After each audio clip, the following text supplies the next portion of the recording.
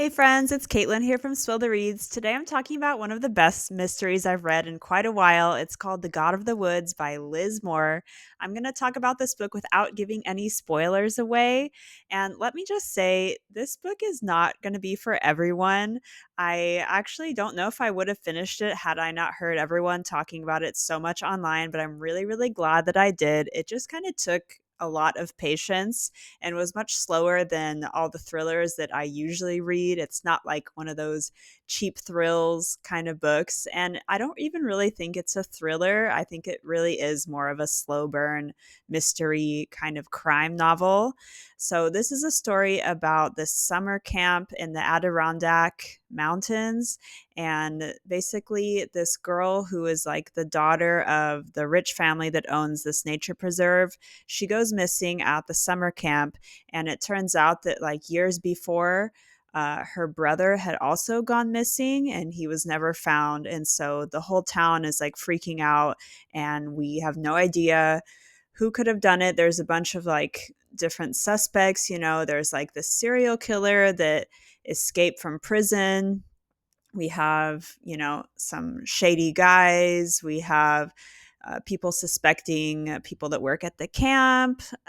There's just so many different possibilities, and my mind was just going wild trying to figure this out. When I like finally got to the ending, it's pretty funny. Like the ideas that I had are just like so ridiculous. Like, I'll just share them since obviously this is not what actually happened. But I thought that maybe the God of the Woods was supposed to be like some monster that this rich family had to like make sacrifices for because they came and like bought this land like a long time ago, this like really nice highly sought after land. And so I thought maybe they were, yeah, like sacrificing their kids to the God of the Woods.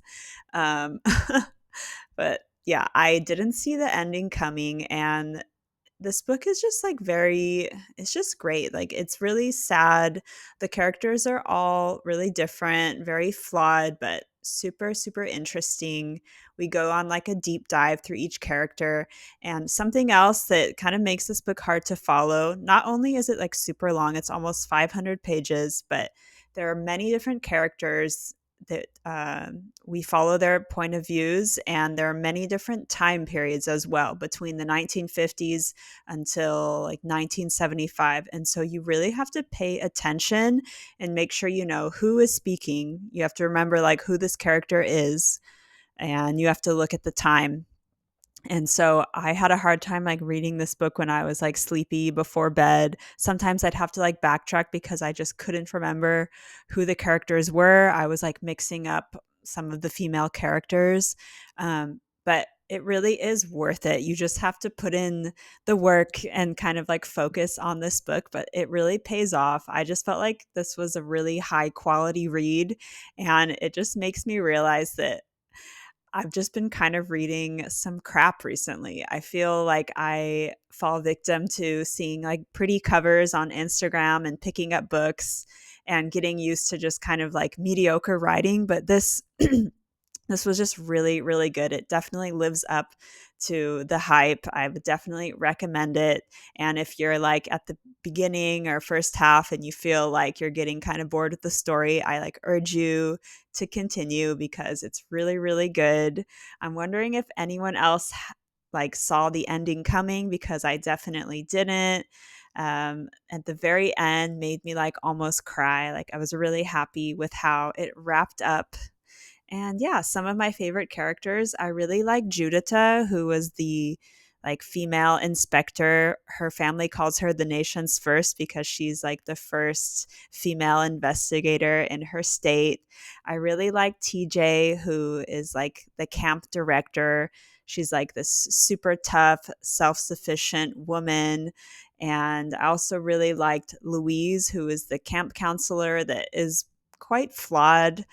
She's young and she's trying to take care of her family, her brother. She has like this mother who is an alcoholic and doesn't take care of their family, and she just kind of has poor choice in men, but she really pulls through for me. I really like these female characters. They're all really different. And yeah, I'm wondering how other people felt about this book. Let me know if you feel like it lived up to the hype, and share with me what else you guys are reading right now, other mystery recommendations. And be sure to check out my previous book reviews and stick around for more book talk in the future. Tishka, say bye. All right, see you guys later.